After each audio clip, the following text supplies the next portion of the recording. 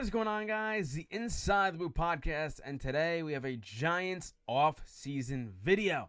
We're going to bring a ton of content for the off-season for the New York Giants as the playoffs are approaching for the NFL. Don't forget to check out my recent video of my NFL playoff predictions. Let me know below what your guys' thoughts are on that video, but let's get into this video.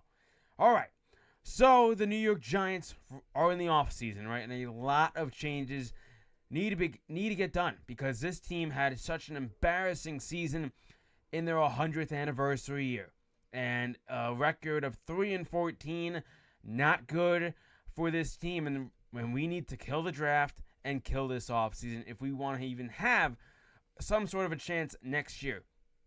This team has a tough schedule next year. I'm looking at it and I'm like, oh my gosh, I feel like I'm gonna see a repeat of 3-14. At the best. I mean, they're taking on a AFC West team that has three solid teams, with the Broncos now making the playoffs, the Chiefs, of course, and the LA Chargers. The only team there that's not very anticipating is the Las Vegas Raiders because they're so poorly run. And you also got to take on the NFC North. You know, you got to take on teams like the Detroit Lions, like the Green Bay Packers, like the Vikings, all of those teams. And then, of course, you got the NFC East, who has two playoff teams, right? Not the Dallas Cowboys. The Washington Commanders made the playoffs this year, and they're taking on the Tampa Bay Bucks. And, of course, the Philadelphia Eagles are back in the playoffs. So, something tells me that the Giants can actually have a good offseason. And the biggest thing that I'm seeing around Twitter is about Shane Bowen and this defensive coordinator that Brian Daboll and his staff, and overall Brian Daboll and Joe Schoen and their evaluation about Shane Bowen was completely wrong. Shane Bowen is not good, and the Giants need to move on from him. And I know people are going to be saying, it's first year, young squad, gotta keep him. No. Brian Daboll and Joe Schoen's jobs, they're on the hot seat. John Mara felt, all right, let's stick with their process for this year, this upcoming offseason, this upcoming draft. Let's stick with them. But if Brian Daboll wants to keep his job and even have some sort of a decent season, that John Mara can believe that he is the guy and Joe Schoen is the guy, you got to have the best staff out in front of you. You got to have the best offensive coordinator that you can bring in. You got to have the best defensive coordinator that you can bring in for not only just the team, but to develop these players, because coaching matters so much in this league. We've seen some players that are on a bad organization and get ripped apart. People say that they're a bust, and then they go to a good organization and good coaching, and they kind of revive their career. And kind of the first guy that comes to mind for me is Mekhi Becton from the New York Jets. Was previously drafted, had some injuries and injury bugs, but then goes to Philadelphia and has a great season for that offensive line. And now with the Giants, getting back to them, they need good coaching. Is Brian Daboll the guy? I think he is. I'd like to think he is. I think if they bring in a quarterback, he can develop them into a good quarterback. But let's start off with Shane Bowen on the show. And I said this to one of my friends, that I honestly said they should fire Shane Bowen after that game against the Commanders. And obviously that's a short leash, right? I think that was week 4, maybe even earlier, week 3 I think it may have been. I just didn't see much in Shane Bowen. You know, they didn't get to the quarterback enough. They're not aggressive. They don't cause turnovers. They don't really put any pressure on the quarterback. And at the end of the day, there's not many quarterbacks that are very good against the blitz. There are definitely a handful, like Joe Burrow, Dak Prescott. Say what you want about Dak Prescott. He's still good against the blitz. And there's obviously other quarterbacks as well.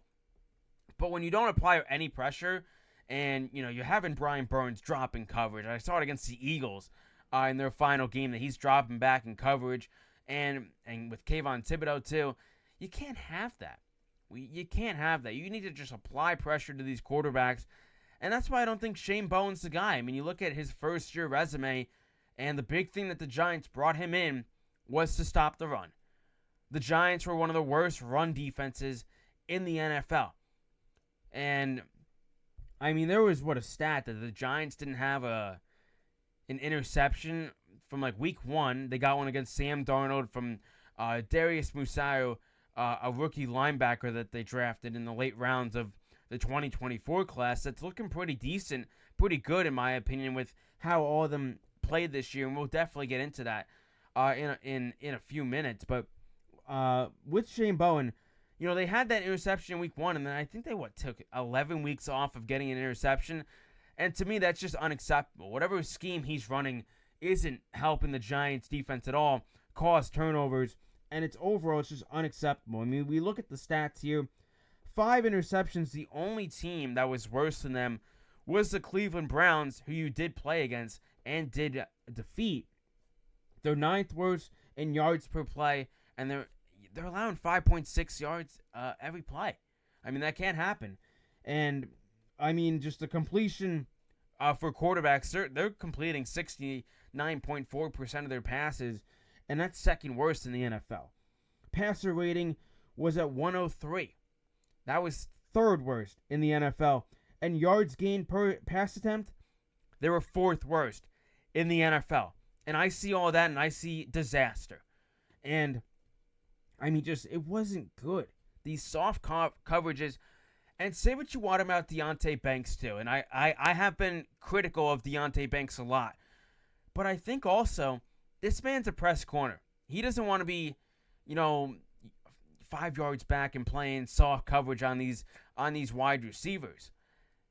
I don't like having Deonte Banks on an island. And that's why he does get beat. I don't think he had a great year, partially because of Shane Bowen and whatever he's trying to teach him. He was better under Wink Martindale's system because he was more aggressive and was able to play his game, right? Coming out of Maryland, this was a press corner. He wanted to press on you, and he was a physical corner. But the big thing is, who should they hire?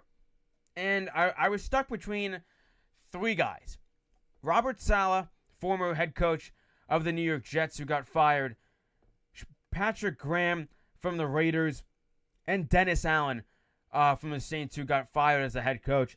And I'm going to say Dennis Allen is the guy that I'm going to pick here. Robert Saleh, I don't know if he wants to come back to New York, in my opinion. I know he was with the Jets, and maybe it's a little different with the Giants, with how they run things.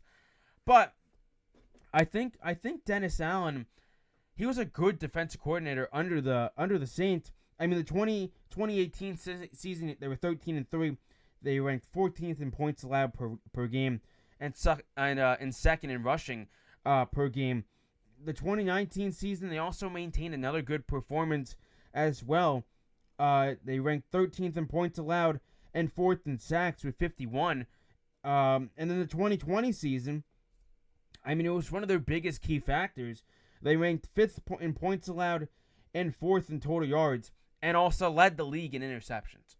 And I see interceptions and takeaways as a big thing, right? You need takeaways, and that's how you're going to win football games and getting that offense back on the field. I know the Giants' offense wasn't great because, I mean, you had to go quarterback to quarterback, Daniel Jones to Tommy DeVito to Drew Lock, Tim Boyle, all those guys. They're going to get a quarterback, and I know they are, but getting that defensive coordinator that's going to help the Giants get back on the offense and help this team overall, because, I mean, getting a really good defensive coordinator is huge. And I'll say it how it is. Some of the big wins for the Kansas City Chiefs was because of Steve Spagnuolo and this Chiefs defense getting turnovers.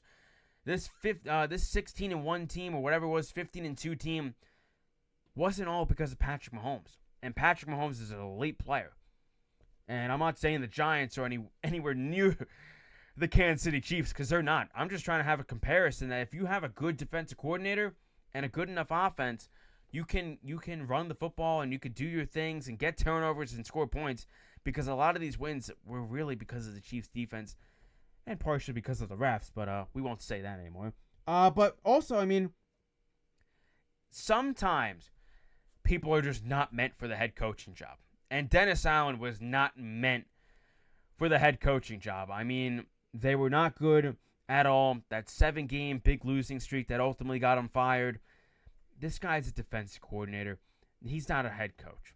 So keeping him as the head coach was not a great move for the Saints, and that's why they moved on from him. And I think as a defensive coordinator, he'd be a big part. But let's get into other things. Signing Justin Fields. Listen, this quarterback class isn't phenomenal, but I do want Cam Ward out of Shedeur or Cam Ward.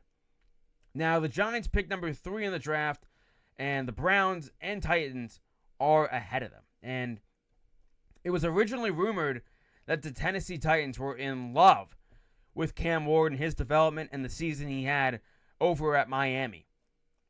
But then they fired their GM.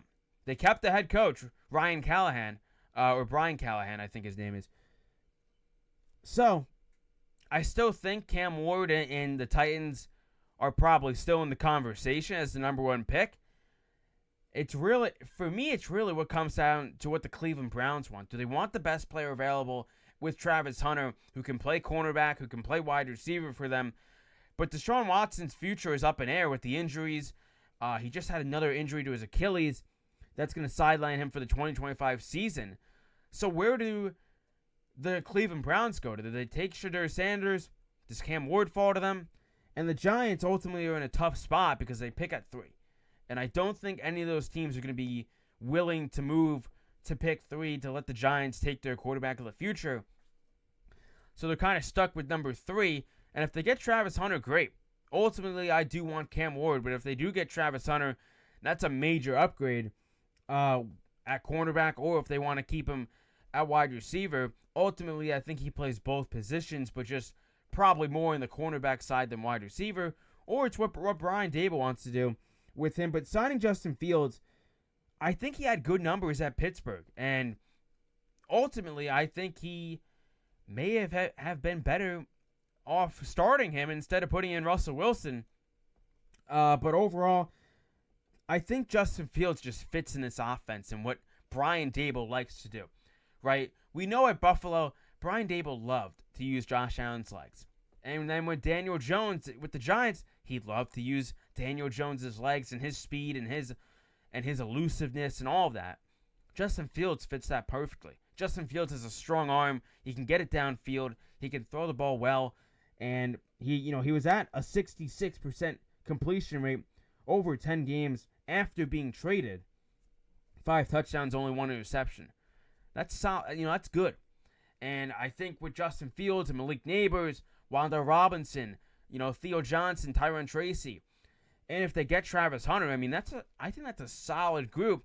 And then ultimately it comes down to the offensive line. But I think signing Justin Fields is such a good move for this team and what they're trying to pursue. And also, it's not like they're going to sign him to a 5-6 year, big-time extension. It's probably going to be like a 1 year, $11 million, $12 million deal. Maybe 2 seasons to be the backup, too, in case Cam Ward comes in and obviously takes the job for the future and he learns under Justin Fields. But also, like I said, the career rushing stats for Justin Fields, the big thing that stands out to me is his 2022 season, where this guy was averaging 72.2 yards per game. It dipped in 2023 with 50 yards per game, and then on 62 carries, he was averaging almost 30 yards per game with 5 touchdowns. But here's the thing, and these are the big 2 moves I want the Giants to make so badly. And it obviously does help if they do create cap space, and I'll tell you the moves in a moment that can help them create cap space. But signing Trey Smith and T. Higgins is what I want the Giants to do ultimately. Getting these 2 guys, you get the top offensive guard, offensive lineman in the free agency class, and you get the top wide receiver in the free agency class. With Cincinnati and their cap situation, I don't know what they're going to do with T. Higgins. T. Higgins, he said he wanted to take a pay cut with the Cincinnati Bengals, but ultimately I don't know if he's going to be able to stay. And there's going to be other teams pursuing him, like the New England Patriots, to pair him up with Drake May and get him a weapon. But I think if you're the New York Giants, you have to make sure that you get T. Higgins and Trey Smith, and that would already solidify a pretty solid offseason. You get the top offensive guard, and then you get the top wide receiver, and you get to pair it with Malik Neighbors, Tyron Tracy, Theo Johnson, and potentially a Cam Ward or Travis Hunter. That screams fun to me in this offense, and that's what I want the Giants to do. I want them to spend on the right guys. I don't want them to spend poorly like what the Giants management has done in the past years, right? The big one was the Kenny Golladay signing. Try to get him a weapon. That didn't work out. So, ultimately, and another thing, too, with Trey Smith. We'll get into Trey Smith and then T. Higgins. First of all, Trey Smith, 0 sacks allowed this year. That's amazing. Great right guard. He would replace Greg Van Roten immediately. I know Greg Van Roten's only on a 1-year deal, but it helps out JMS too, and it helps out Jermaine Illuminor, who is a great right tackle. So you get Andrew Thomas at left tackle. Your left guard is John Runyon, who I don't think is great, but he's serviceable. I think it was ultimately a panic move, but we got to accept it. JMS as your center. He needs to be better this upcoming season, but you get Trey Smith to help him out at right guard, and he can help him as well. And your right tackle is Jermaine Illuminor. That sounds like a solid unit. And also, I mean, a 78 overall PFF grade is solid. That's real solid. An 80 in the run blocking and a 70.6 in the pass blocking. I mean, the guy can block both ways, and that's what I need to see. I need to see a offensive guard come in and immediately be good. And it's not like he's on the older side. He's 25. He's 25. Now, the Chiefs could still re-sign him, and then that play is outside. That's out of the window. But there's still guys that I do like in this free agency class, such as Kevin Zeitler, who was here a few seasons ago. He's been really solid, an 86.8 PFF grade. That's outstanding. And Will Fries, or Will Freeze, however you pronounce it, another one, an 86.9 PFF grade. And both of them are super good in the run. Kevin Zeitler, 87.2, and Will Freeze at 85. The Giants need great running. They got a running back who had 1,000 yards this year, and not even the greatest offensive line. You bring in one of those two guys, Kevin Zeitler or Will Freeze, that's a really solid move. But let's get back into T. Higgins, and the big move is pairing him with Tyron Tracy and Malik Neighbors. These guys would be an amazing duo. Whether you sign Justin Fields or Cam Ward, regardless, that's a solid unit. And then the big thing is the money. It seems like T. Higgins is going to get around $28 million per season, and with Trey Smith, around $20 to $21 million per season over 4 years. That's good. I would sign up for that. And I know the big thing is we need defensive line help. We need cornerback help. I think that gets more addressed in the draft. I think there's a real solid candidates in the draft for D-line. And don't forget to always check out our mock drafts, because we have a bunch of players that I do analysts on and all that. But another thing for T. Higgins, as we wrap up T. Higgins, this guy shows up in the playoffs. 7 games, almost 500 yards in those, and 3 touchdowns in 7 games. But, the big thing, of course, is creating cap space for all this to get done, right? They have $60 million in cap space right now. That's 13th in the NFL. Cutting Graham Gano saves you $4 million, but restructuring Brian Burns, Dexy, and Thomas creates you even more money. So doing that and creating cap space is what is going to help these moves, make it easier to sign Trey Smith, make it easier to sign T. Higgins, and ultimately get a damn good offensive talent on this team. We saw when the Giants had Saquon Barkley that Brian Daboll was able to have an offense and roll with it. Saquon is now on your arch rival Eagles. Getting talent for Brian Daboll helps him so much. We've seen it over the 2023 season and the 2024. Brian Daboll cannot operate an offense with this mess that's being put on the field. And now I know with Brian Daboll, sure, he needs to do a better job at coaching, using his time and all that. But ultimately, getting Cam Ward, building an elite team in this building, and getting the Giants back to where they need to be, and that's in the playoffs. They need to get to the playoffs right now, because John Mara is pissed off. John Mara completely bashed the New York Giants in his postseason, not playoffs, postseason press conference. I guess that's how I should put it, right? The end of the season press conference. We'll put it at that. That's much better. He bashed Brian Daboll for play calling. Wants to give it up. I'm in total agreement. Brian Daboll should find a good offensive coordinator. Not sure who that's going to be, but we will see who that is going to be in the future. I don't believe it should be Mike Kafka. I think moving on from Shane Bowen, and moving on from Mike Kafka is what is best for this New York Giants football team. They need to. Building a culture is what is big for this team, and that's why I think John Mara kept both of these guys. He wants to build a culture and not look like the Las Vegas Raiders, who don't allow much to get done, or like the Tennessee Titans. So if you're not getting immediate success, we want you out of here. And now I know you want immediate success. The Giants got that in 2022, and we thought, wow, we're going to start making the playoffs consistently. Right after that, right down in the bad seasons. But getting players in this offseason who are good, great, elite, and getting a great draft class. We know the draft picks that are coming in this draft, right? You got pick number 3, second round, you're picking high. Third round, you're picking high. All of that. You got to hit on draft picks. 2024 seemed promising with Malik Neighbors having a great year with 4 different quarterbacks. That man's generational. Tyron Tracy, 1,000 yards. Theo Johnson, I think, was making some good strides at the end of the year. That Dallas game showed me some damn heart.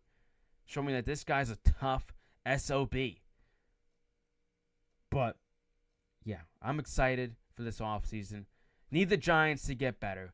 I'm tired of seeing a crappy football team on the field. But we can do this, guys. We can fix the Giants. Not me personally, but Joe Schoen and Brian Daboll can fix it. I've been critical of both of them. Probably more on the Joe Schoen part, more than Brian Daboll. But at the end of the day, these two need to have a great offseason if we want to have a better season in 2025. Anyways, guys, don't forget, hit that like button, hit that subscribe button, and as always, I'm loving you guys every day. Keep hitting that sub button. We're almost at 300 subs. Let's get there soon. And of course, leave a comment below of what you think the Giants should do in the offseason, and I'll see you guys in the next one. Peace.